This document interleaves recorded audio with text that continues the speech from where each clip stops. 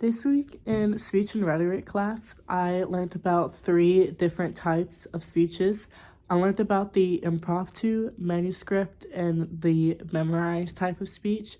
So, first of all, the impromptu type of speech is a off-the-cuff and casual, delivered with little or no preparation type of speech. In general, you should never make an impromptu speech if you have time to prepare it in advance.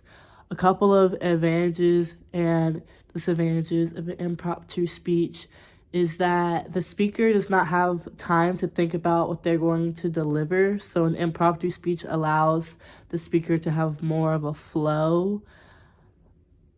In short, speakers normally speak more naturally when it's an impromptu speech because it's like right off of the dome.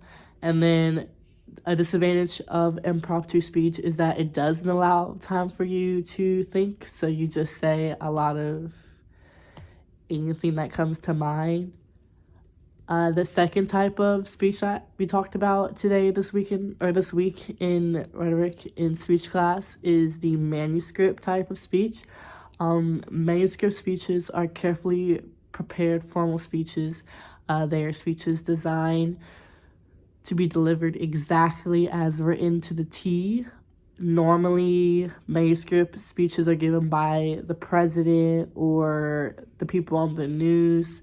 You're supposed to deliver it exactly as you read about it. So that's the manuscript type of speech.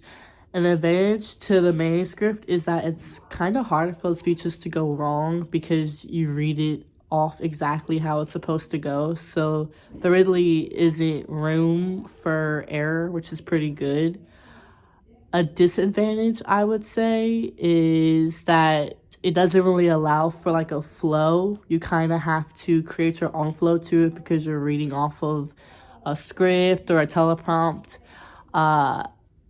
The last type of speech is the memorized.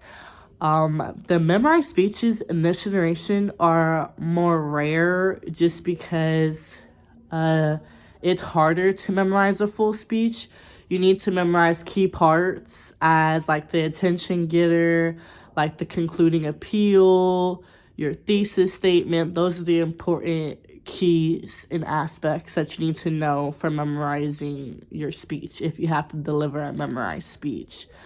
A great advantage of them is that you don't have to do them as much just because it's a bit more rare, and then you normally practice it, so by the time you have to deliver it, you should feel confident in what you have to say. And those are the 3 types of speeches that I learned about this week.